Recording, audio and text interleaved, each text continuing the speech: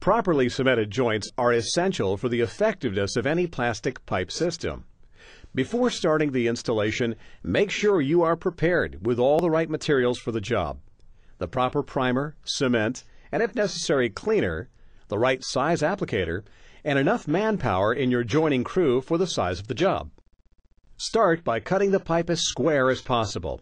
When large diameter pipe has to be cut, a pipe wrap or circumferential tape should be used to mark a guideline around the OD of the pipe. By cutting along this mark, the installer will be able to make a square cut. For large diameter pipe, it may be preferable to use an electric reciprocating saw, bandsaw, or other type of mechanical power saw.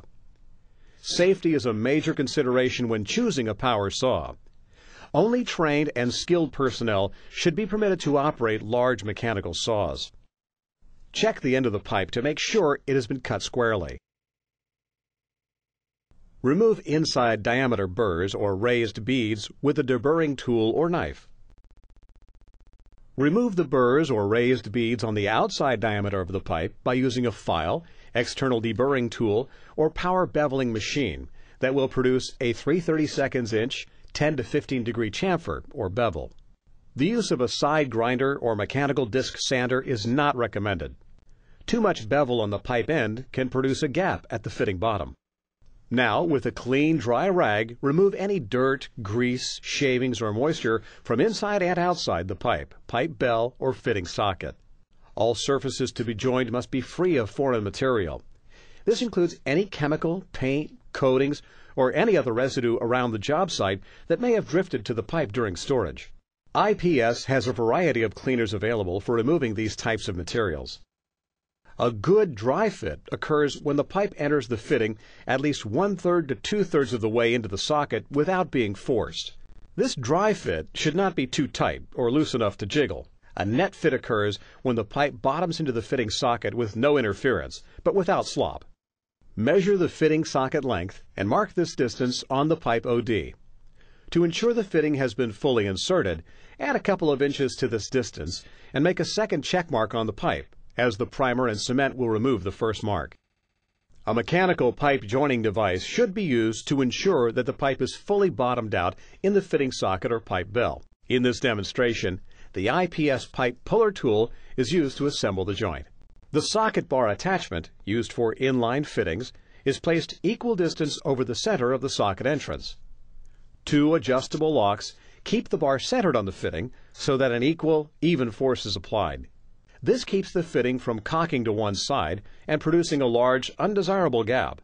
Force is transferred from a cable winch to the socket bar and other attachments by means of a cable yoke that splits the force and helps to produce an equal, even amount of tension necessary to bottom out large diameter fittings.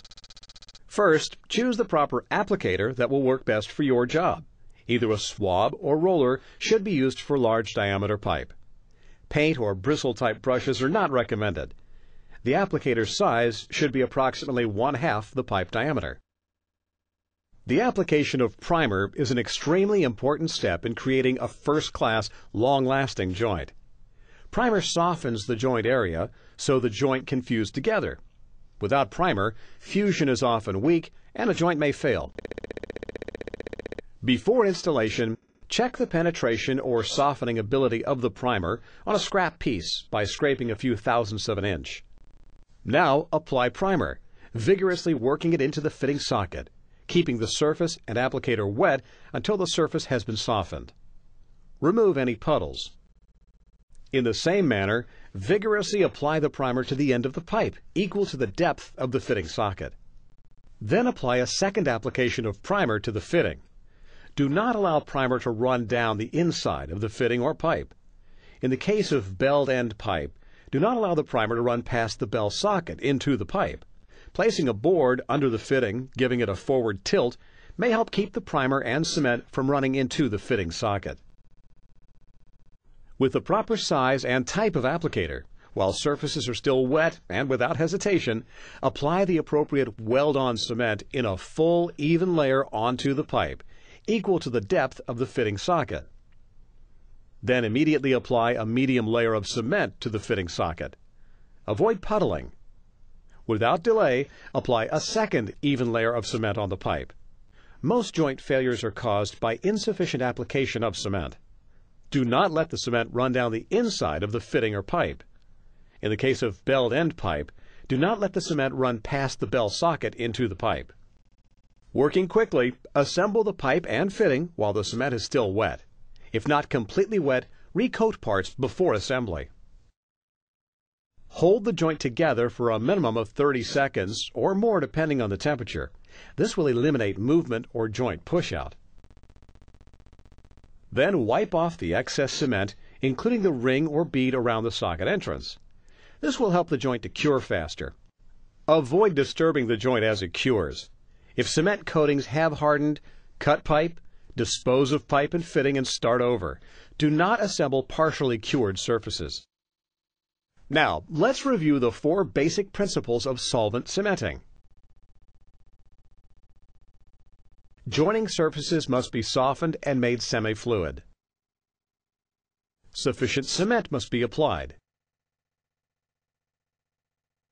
Assemble while still wet and fluid.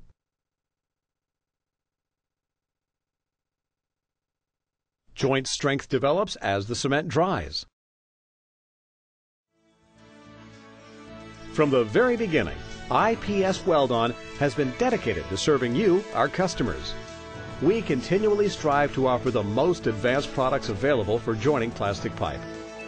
Along with our products, it is our mission to provide you with the knowledge and educational tools so that every job you perform delivers the best possible results. IPS Weld On, creating a strong bond with you. IPS Weld On would like to thank all the companies involved in the making of this training movie.